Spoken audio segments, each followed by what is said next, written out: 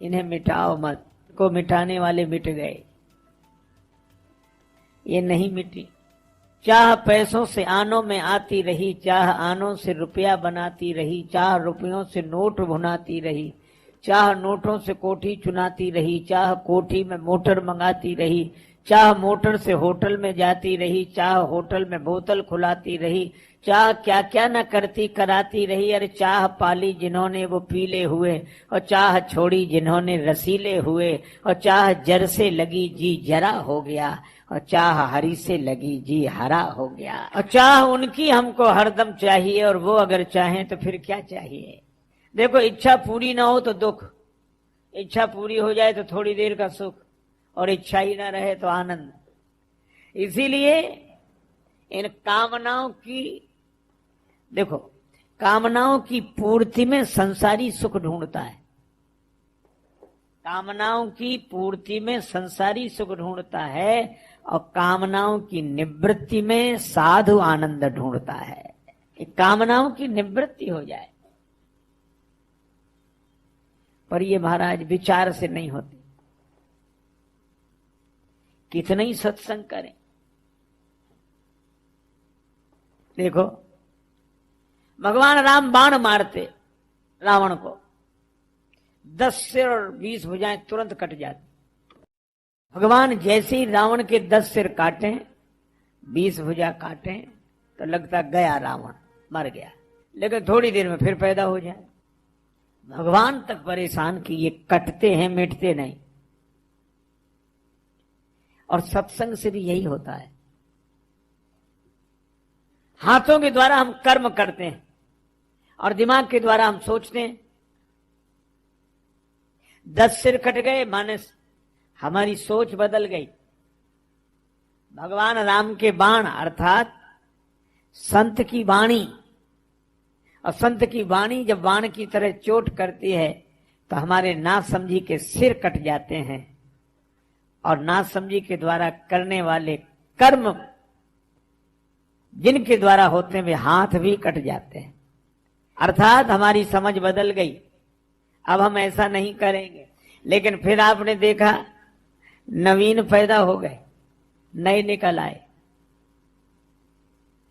हम लोगों के साथ भी यही होता है। यहां सबके कट गए,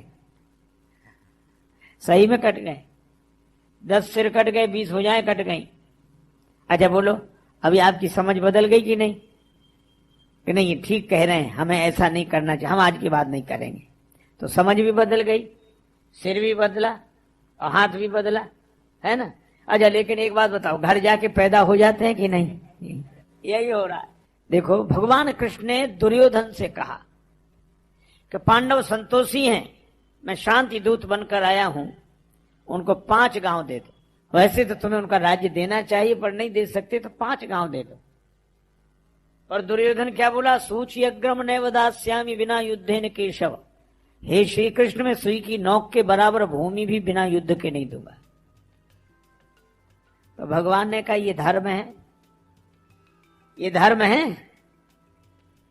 दुर्योधन ने कहा मैं कब कहता हूं ये धर्म है?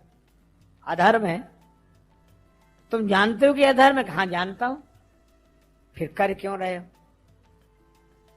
दुर्योधन ने कहा क्या बताऊं, मेरी भी कठिनाई यह है। जानामि धर्मम नच में प्रवृत्ति, जानाम्य धर्मम नच में निवृत्ति, केनापि देवेन हृदय स्थितेन यथा नियुक्तोस्मि तथा करोमि।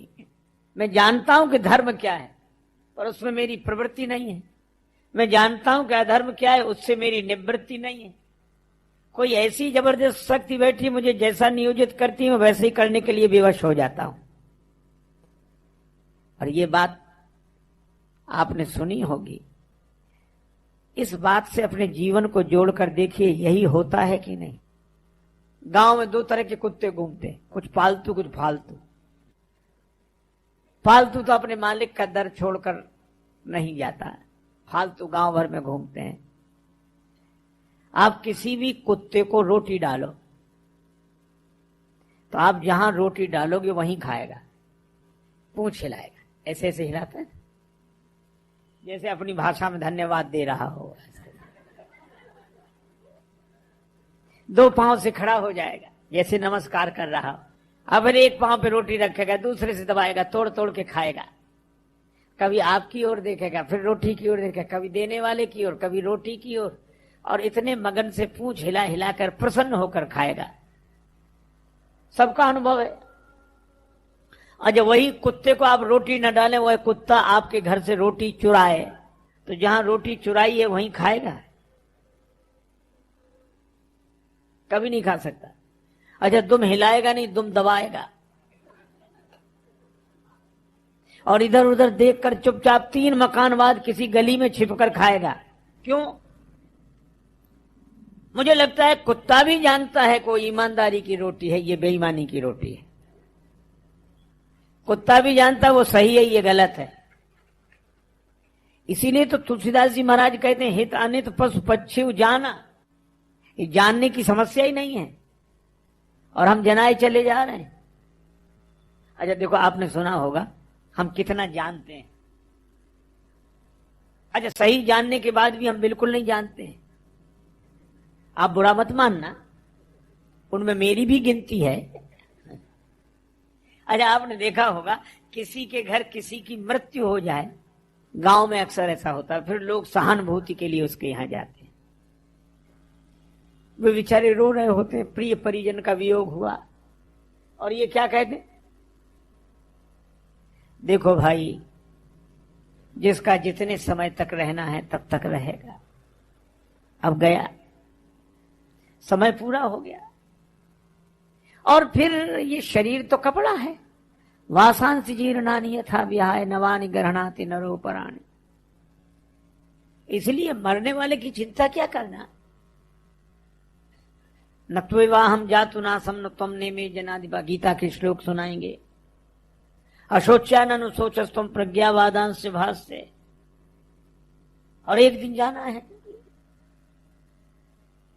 वो बेचारा जो रो रहा होता है, उसे भले ही सांत्वना न मिले, भले ही समझ में ना आवे, लेकिन वो भी चुप हो जाता, आंसू पोंछ लेता। कहा क्यों? नहीं तो उसे कोई गीता समझने वाला नहीं मानेगा। किसे गीता ही समझ में नहीं आती। इतने समझदार आदमी की बात समझ में नहीं आती। समझ में नहीं आती इसलिए समझता कहाँ, उसका रोना बंद हो जाता। लोग कहते वाह क्या ज्ञान दिया इन्होंने, उसका रोना बंद हो गया।